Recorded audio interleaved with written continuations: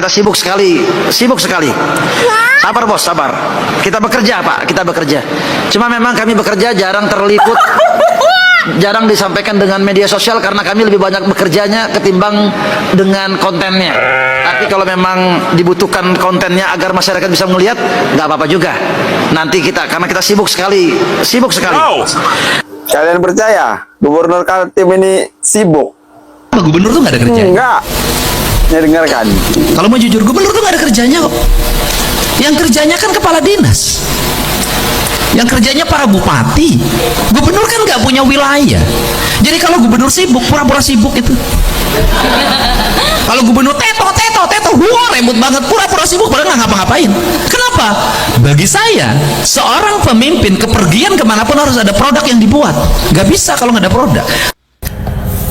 Gubernur Rudi Masud setelah kemarin ramai mengenai membeli mobil dinas seharga 8,5 miliar, lalu ada renovasi rumah dinas 25 miliar, lalu ramai juga mengenai laundryan bajunya yang seminggu mencapai 20 juta, setahun 400 juta.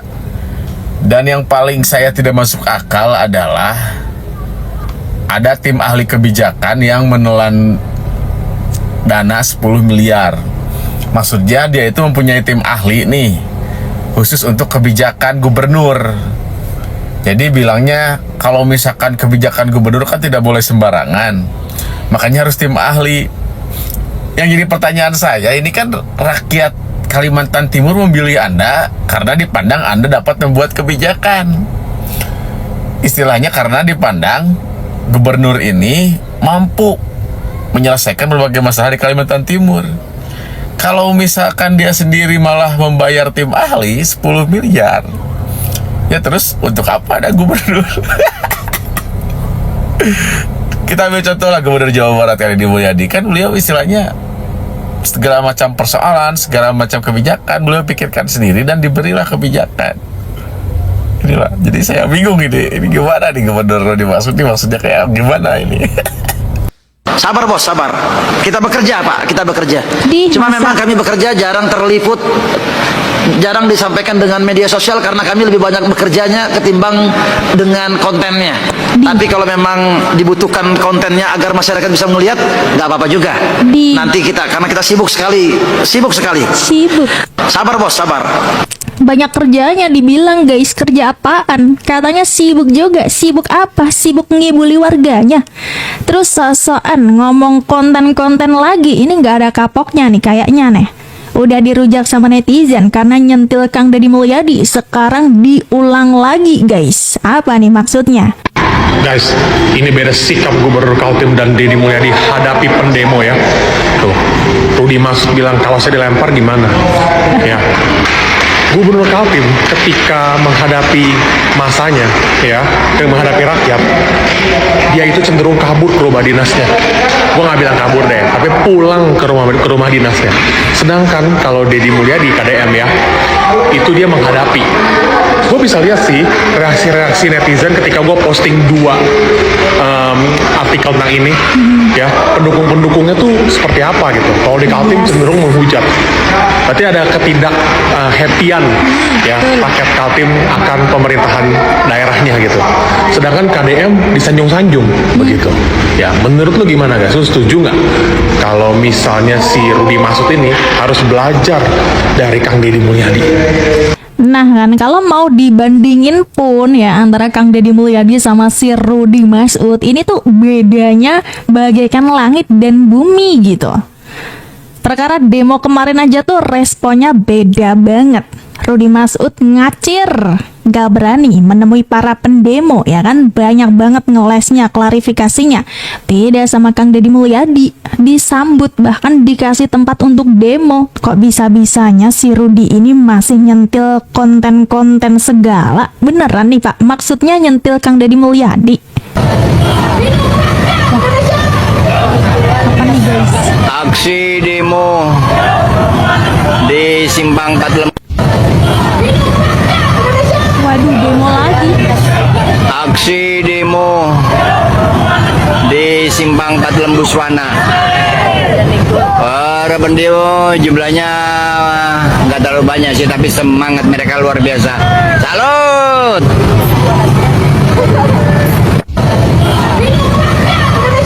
Jadi ini adalah hasil uji daripada konsolidasi. Kami melakukan aksi pencerdasan di 3 titik, ada di Lembus Wana, dan sekarang kita berada di Simpang 3 Mesra dan ada di seberang. Kenapa kami melakukan 3 titik aksi? Ini sebagai bentuk bahwasanya pencerdasan kepada seluruh masyarakat aktif, bahwasanya hak angketnya harus dikawal. Fakta integritas yang ditandatangani oleh Dewan-Dewan kemarin waktu tanggal 21 April 2006 ada di bawah tidak lanjutan. Maka daripada itu kami membentuk sebuah aksi pencerdasan untuk bagaimana kita harus kawal, tidak hanya dari elemen aliansi, tapi seluruh masyarakat yang tahu kita harus kawal ini. Bahwasanya hak angket ini adalah bentuk hak konstitusional untuk bagaimana mendorong mengaudit seluruh kebijakan yang ada di Pemprov itu sendiri. Mungkin itu, Bang. Nih guys ya, karena tidak ada tindak lanjut nih dari demo kemarin, di demo lagi tuh si Rudy Masud sekalian juga DPRD Kaltim. Kalau mau dibandingin sama kayak yang Deddy Mulyadi jelas beda banget gitu. Ini sampai ada demo susulan. Berarti kan memang ada keresahan dari masyarakat yang belum terjawab. Kok Rudy Masud bisa-bisanya bilang saya kerja, sibuk, nggak dikontenin, pret. Sabar bos, sabar. Kita bekerja pak, kita bekerja. Cuma memang kami bekerja jarang terliput, jarang disampaikan dengan media sosial karena kami lebih banyak bekerjanya ketimbang dengan kontennya. Tapi kalau memang dibutuhkan kontennya agar masyarakat bisa melihat, nggak apa-apa juga. Nanti kita, karena kita sibuk sekali, sibuk sekali. Nggak sebaliknya Pak, yang sibuk sebenarnya itu pejabat punya nilai plus menjadi konten kreator.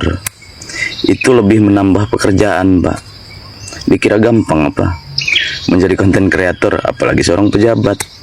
Saran saya sih Pak ya, timbang Bapak nyindir-nyindir terus gubernur konten, lebih baik Bapak meniru cara kerjanya beliau. Itu bagus Pak. Dan juga biar tahu rasa kerja nggak sembunyi-sembunyi itu kayak mana rasanya.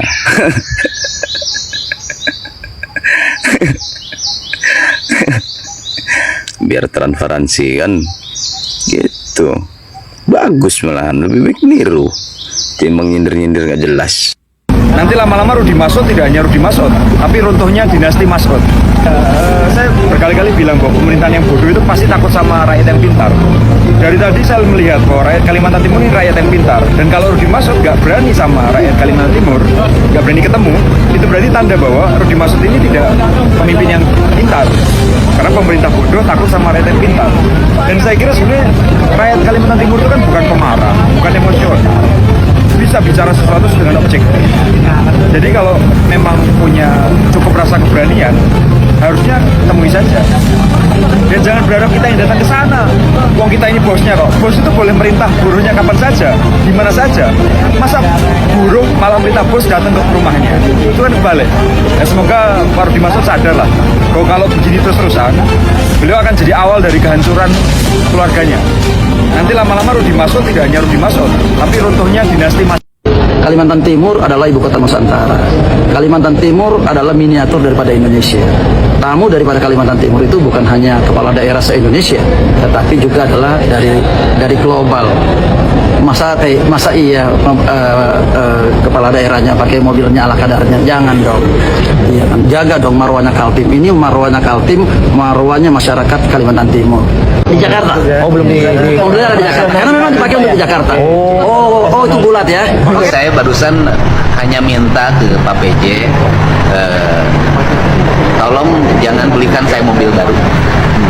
Itu aja, jangan belikan saya mobil baru ke Pak PJ, jangan, nggak usah, saya juga punya mobil sudah cukup, nggak usah lagi. Jadi jangan identik setiap pemimpin baru mobil baru, jangan. Belanja mobil barunya kalau sudah dianggarkan untuk belanja jalan atau rumah rakyat miskin di Jawa Barat, ya kita rubah aja, nanti dirubah. Saya ingin ikut sederhana kayak Pak PJ, pura-pura sederhana.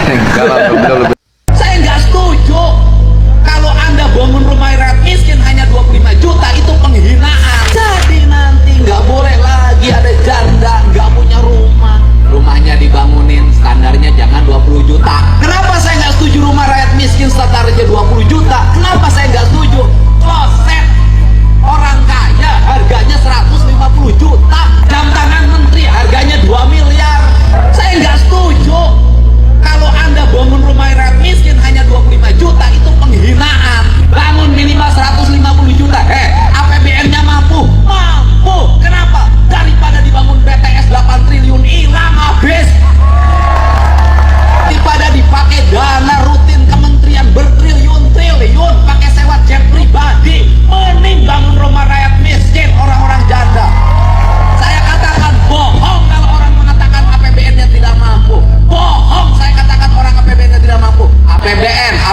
provinsi, APBD kabupaten digabung, selesai urusan kemiskinan. Boleh hitung dengan saya dan APBN.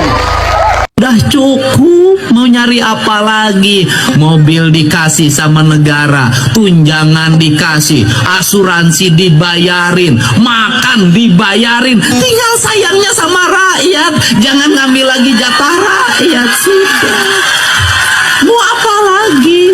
Nggak ada pejabat yang sengsara, nggak ada. Nggak ada anggota DPRD yang sengsara, nggak ada. Yang sengsara itu rakyat. Rakyat kecil harus dilayani, dan gubernur sudah buat surat edaran ke seluruh rumah sakit bahwa tidak boleh ada pasien yang tidak terlayani. Kalau dia punya BPJS maka pakai BPJS. Kalau tidak punya BPJS dilayani, kemudian tagihannya nanti dikirim ke Dinas Kesehatan Provinsi. Karena di Dinas Kesehatan Provinsi sudah ada pot anggaran untuk membantu masyarakat yang tidak punya BPJS. Jadi kalau kemudian benar tidak dilayani, berarti direktur rumah sakitnya itu mengabaikan surat gubernur. Ada sanksi nggak, Pak? Kita akan berikan sanksi. Nah, untuk semua aparat jajaran pemerintah di Provinsi Jawa Barat, para bupati, wali kota, camat sampai RT, rakyatnya segera dicek. Mereka yang punya penyakit TBC segala macam bawa untuk dirawat di rumah sakit. Manakala tidak punya kemampuan biaya, bisa sampaikan ke gubernur untuk sama-sama dirawat, karena kita ingin Jawa Barat ini terbebas dari penyakit TBC. Ya, jadi tidak ada jalan lain kecuali dirawat. Kemudian ketika dirawat pasti berhenti bekerja. Makannya dari mana? Tugas kita untuk memberikan jaminan selama dirawat tidak bekerja, kita jamin kehidupannya. Insya Allah selesai. Ya, semuanya beres. Tolong jangan belikan saya mobil baru. Itu aja, jangan belikan saya mobil baru ke Pak PJ, jangan, nggak usah. Saya juga punya mobil sudah cukup, nggak usah lagi. Jadi jangan identik setiap pemimpin baru mobil baru, jangan Pak. Belanja mobil barunya kalau sudah dianggarkan untuk belanja jalan atau rumah rakyat miskin di Jawa Barat, kita ubah aja nanti diubah. Kalimantan Timur adalah ibu kota Nusantara. Kalimantan Timur adalah miniatur daripada Indonesia. Tamu daripada Kalimantan Timur itu bukan hanya kepala daerah se-Indonesia, tetapi juga adalah dari global. Masa iya kepala daerahnya pakai mobilnya ala kadarnya? Jangan dong. Jaga dong marwahnya Kaltim. Ini marwahnya Kaltim, marwahnya masyarakat Kalimantan Timur. Mobilnya ada di Jakarta. Iya, mobilnya di sini nggak ada. Mobil saya mobil pribadi. Jadi kepada seluruh masyarakat Kalimantan Timur, mohon doanya agar kita tetap dikuatkan, kita menjalankan amanah.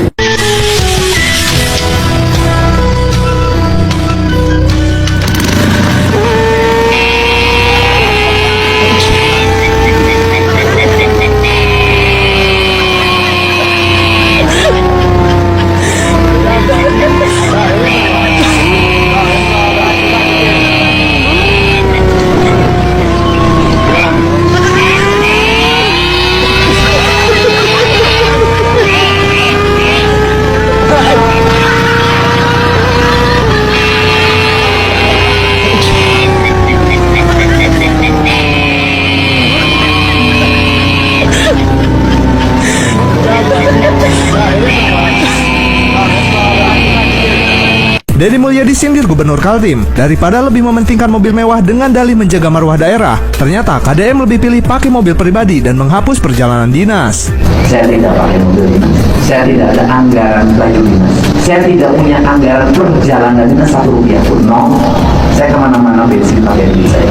Padahal mobil saya tinggi. Saya memilih jalan itu. Kenapa? Karena bagi saya masih mampu. Marwah itu adalah bukan mobil yang mewah. Marwah itu adalah tata pembangunan yang terkelola dan bisa dimanfaatkan oleh masyarakat. Saya kemarin ketemu sama Gubernur Kalimantan Timur. Ini makan pemikiran, kan kita boleh dong punya pemikiran. Saya bilang, Gubernur Kaltim, sabar bos, sabar. Kita bekerja Pak, kita bekerja. Cuma memang kami bekerja jarang terliput, jarang disampaikan dengan media sosial karena kami lebih banyak bekerjanya ketimbang dengan kontennya. Tapi kalau memang dibutuhkan kontennya agar masyarakat bisa melihat, nggak apa-apa juga. Nanti karena kita sibuk sekali. Gubernur tuh nggak ada kerjanya. Kalau mau jujur, gubernur tuh nggak ada kerjanya kok. Yang kerjanya kan kepala dinas, yang kerjanya para bupati. Gubernur kan nggak punya wilayah. Jadi kalau gubernur sibuk, pura-pura sibuk itu. Kalau gubernur teto, wah ribut banget, pura-pura sibuk padahal nggak ngapa-ngapain.